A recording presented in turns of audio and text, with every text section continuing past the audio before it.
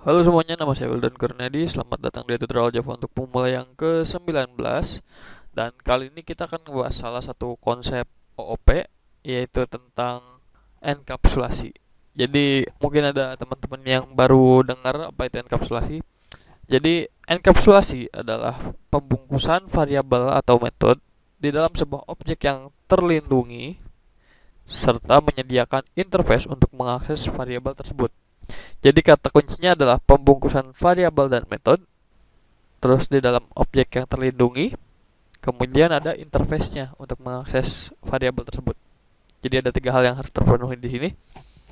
Nah, untuk yang masih bingung, bayangkan seperti ini. Teman-teman punya sebuah hard disk gitu ya, isinya data private gitu, yang pribadi lah, nggak semua orang boleh tahu. Dan teman-teman karena ini penting gitu, nggak boleh diaruh-aruh orang.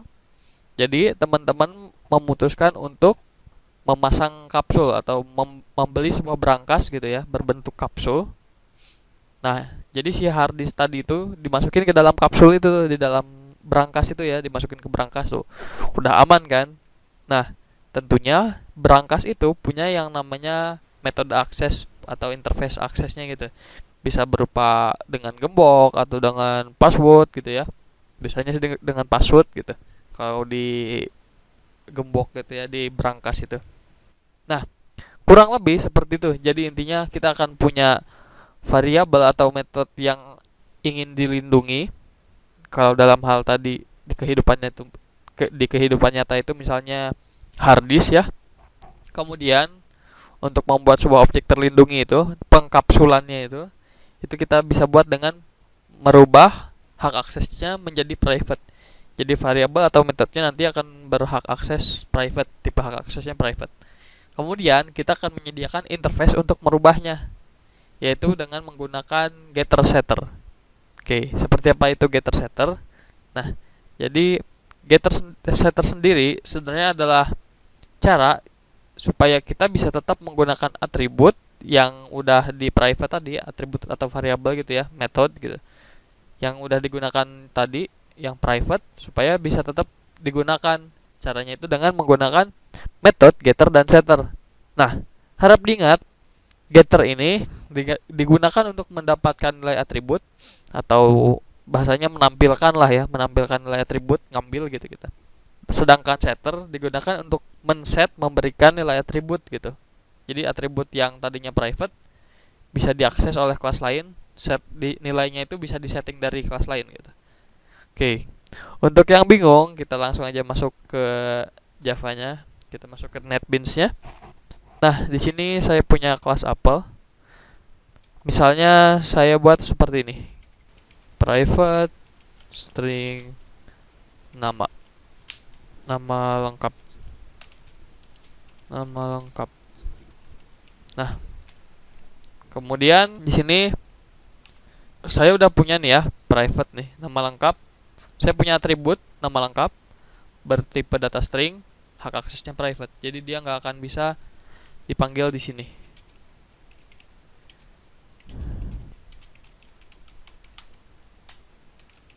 Apple.nama nggak akan bisa tuh, nggak ketemu.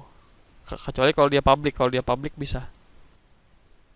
Tuh, kalau public dia bisa ditemuin, tapi kalau dia private dia nggak bisa dibaca. Nah, setelah kita buat private, ini ganggu. Oke, setelah kita buat private, kita udah buat di sini variabel metode tersebut terlindungi, yaitu dengan merubah hak aksesnya. Kemudian, gimana caranya kita menyediakan interface untuk mengakses si variabel tersebut? Variabel ini bisa diakses di sini, tapi tipe datanya tetap private. Gimana caranya? Jadi begini, karena tadi kan kita udah belajar ya, kalau misalnya ada metode getter dan setter. Setter itu digunakan untuk memberikan nilai atribut. Nah, sekarang kita buat setternya dulu. Karena kita buat getter gak ada setternya percuma. Kita buat setternya. Jadi setternya ini hak aksesnya public ya, karena metode ini bakal bisa dipanggil di kelas ini nantinya. Public set name. Oh iya. Public void set name string nama. kemudian nama lengkap bakal dimasukkan nilai dari nama. Nah, ini setternya, dan kemudian saya punya public void public string get name atau get nama lengkap lah ya. Get nama lengkap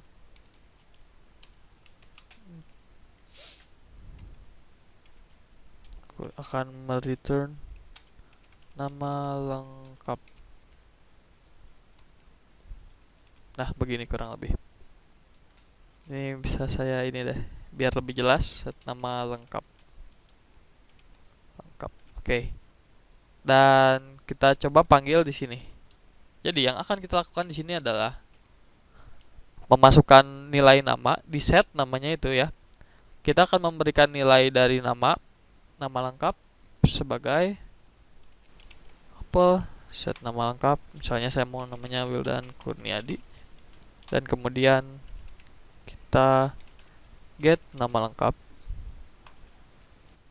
Oh iya, kalau misalnya teman-teman mau menuliskan sistem out.println di dalam NetBeans itu cukup mudah, cukup tulis out, kemudian tekan tombol tab. Nah, dia akan muncul sendiri seperti ini, dan ya tinggal tulis saja ininya yang mau kita outputkan. Seperti itu, cukup simpel. Dan sekarang ayo kita coba jalankan programnya.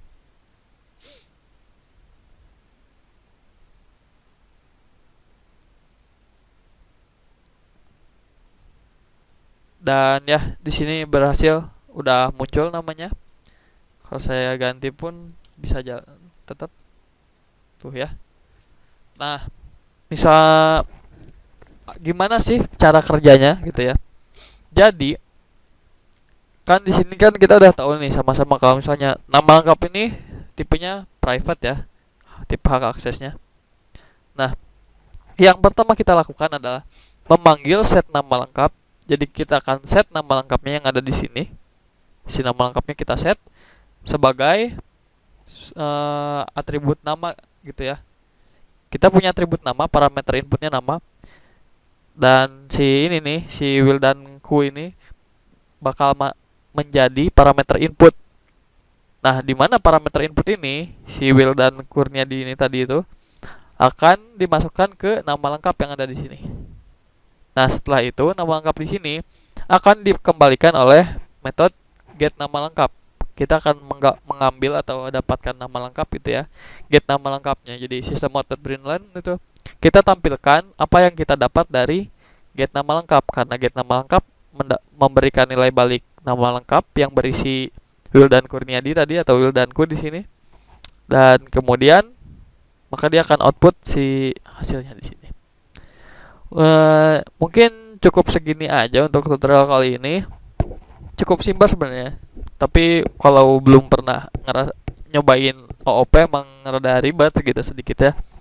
Ya, kalau misalnya ada yang bingung atau ada yang mau ditanyakan, silahkan tanya aja langsung, tinggal di komen.